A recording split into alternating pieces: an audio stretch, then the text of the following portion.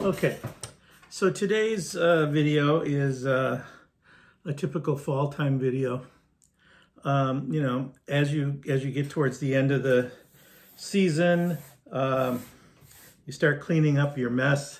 I brought my bag in, and I have boxes of flies, and as you can see on the inside of my bag, it's just a terrible mess of flies and things for teaching casting, and I have flies coming out of the side of my boxes, and oh my God, what a mess. Okay, so this is when I organize my fly boxes, and boy, this is a problem every year. How do I decide to organize my fly boxes? I'll put this over here, do the commercial placement. How do I do it? Well, there's a whole bunch of different ways. I've talked to everybody I know, and everyone has an opinion, and I'm hoping that we can spark a little bit of a discussion here on this YouTube channel. So typically I run with one of these small packs. I have maybe 4 boxes, but you can change these ideas, but I'm just using a typical sort of 4-box kind of system, on how to think about it. So let's think about how we arrange our flies and what we take out with us.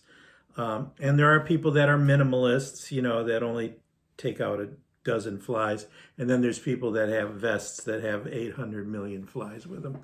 So I'm kind of in the middle of that. I try to keep the number of flies I'm fishing with at a sort of a minimum, So the first thing, so a couple different ways to organize it. I'm going to go through a whole bunch of different systems. And I want you to respond and tell me what you think might be a good system. So one system is the by season system, where we have we have spring, early summer, late summer, fall. Some people might want to throw a winter one in there too. I don't tend to go fishing too much in the winter. I'm too much of a snowflake for that. So, or not a snowflake, maybe is a better term. So this is a typical kind of way people might set up flies, and you go, oh, okay, what are the flies that are in, the early spring on, and these, this color and these kind of things. And so, you have your boxes sort of set up by that.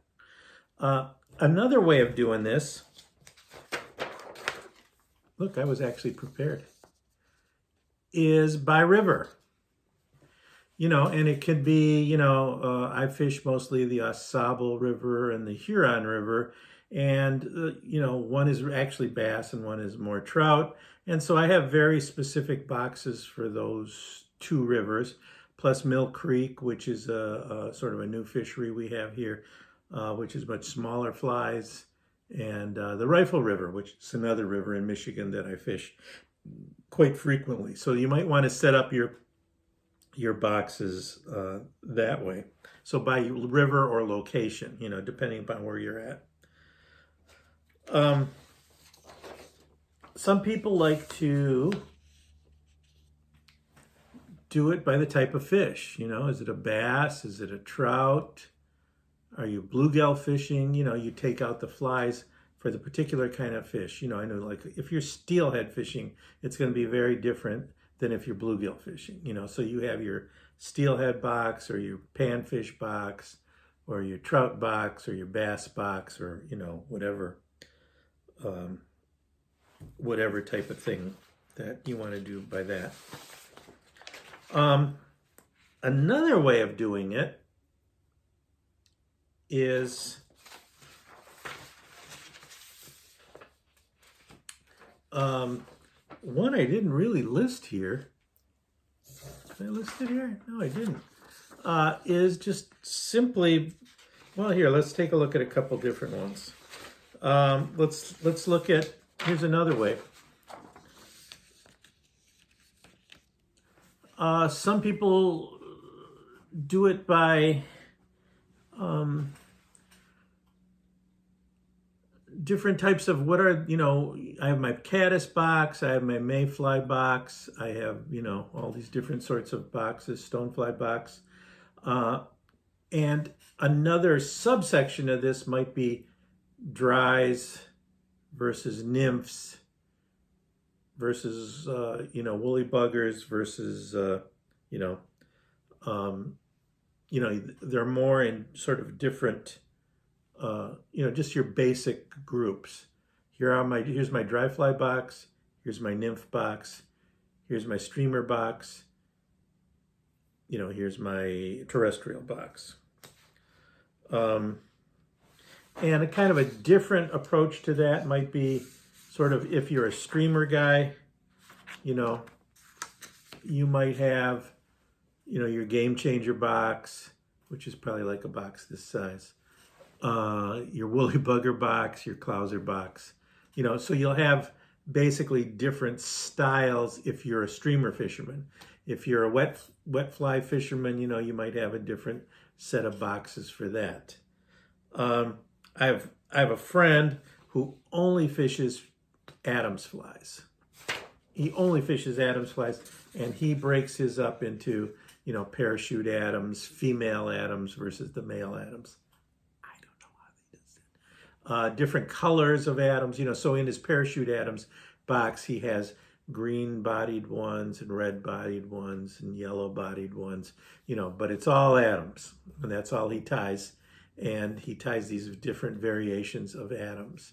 I have a friend that does mostly wet flies, and he has a box of green wet flies and a box of red wet flies, and So all of these different sorts of ways to configure your box, I think are valid.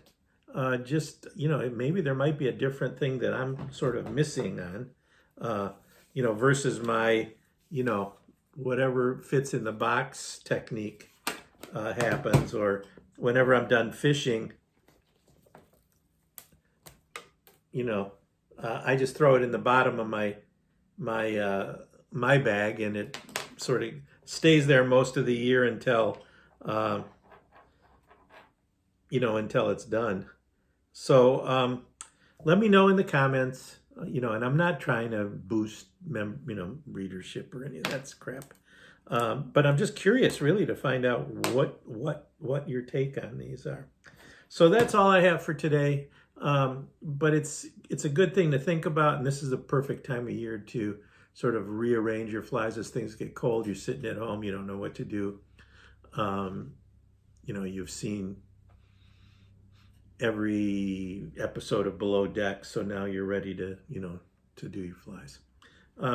Remember, you can support our youth fishing stuff by buying a lawn trout. It's great fun, and we'll see you. Bye.